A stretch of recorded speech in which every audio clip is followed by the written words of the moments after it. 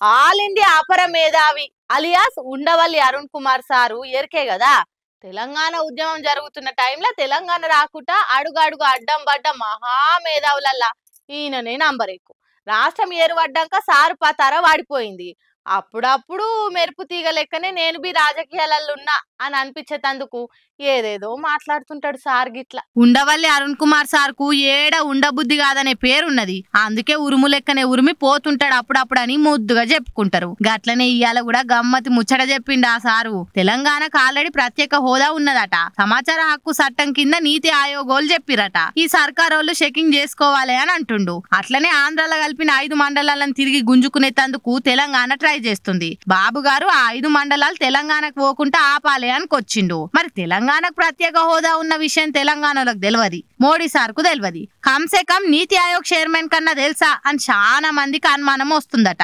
అంతేకాదు దొంగలు పడ్డ 6 నెలలకు కుక్కలు మొరిగినట్టు ఎలక్షన్లు అయిపోయిన ఇన్ని నెలలకు సార్ ఆంధ్రాల పోలైన ఓట్లకు లెక్కిచ్చిన ఓట్లకు 12% తేడా ఉన్నది. ఆ మతలబేందో చెప్పాలని బాబు సార్ను డిమాండ్ చేసిండు. అంటే షీటింగ్ చేసి గెలిచిండని బాబు సార్ను ఎక్కిరిస్తుండు సారు. ఇవాళ ఉండబుద్ధి కాక ఉండవల్లి సార్ ప్రెస్ మీట్ పెట్టి ఇవన్నీ చెప్పుకొచ్చిండు. ప్రత్యేక హోదా తెలంగాణకు ఉన్నదన్నాడు సారు. మరి అది ఏడున్నదో అర్జెంట్ గా దొరకబట్టి తీసుకురావాలి, లేకుంటే సార్ కు కలలకు వచ్చి మోడీ సార్ చెప్పిండో లేకుంటే మాజీ ప్రధాని మన్మోహన్ సార్ చెప్పిండో అని అనుమానాలు వస్తున్నాయట నెటిజన్లకు. తెలంగాణలో రుణమాఫీ మీద పెద్ద జంగే నడుస్తుంది. అందరికి రుణమాఫీ అయిందని సర్కారోళ్ళు అబద్ధం, సగం మందికి కూడా రాలేదని ప్రతిపక్షమోళ్ళు ఒకళ్ళ మీద ఒకళ్ళు ఎత్తి 7 దోషుల దుబ్బ పోసుకుంటుర్రు, సవాళ్లు చేసుకుంటుర్రు.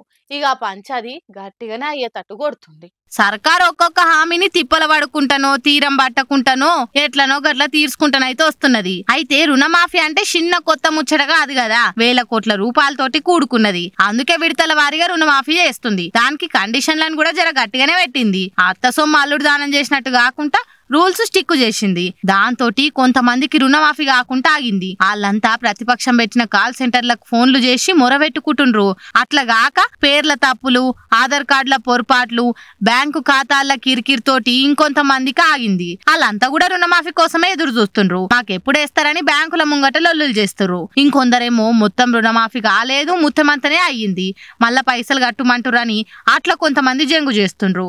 అగో అసొంటోల లెక్కలన్నీ బయటకు తీసి ఇవాళ కేటీఆర్ సార్ ప్రెస్ మీట్ పెట్టి సర్కార్ను నిలదీయబట్టిండు. ఇంతమందికి రుణమాఫీ ఇవ్వకుండా ఎందుకు ఆపిండని అడగబట్టిండు. అయితే అటు సర్కార్ మాత్రం అర్హత ఉన్న రుణమాఫీ కానోళ్ల కోసం స్పెషల్ డ్రైవ్ పెట్టింది.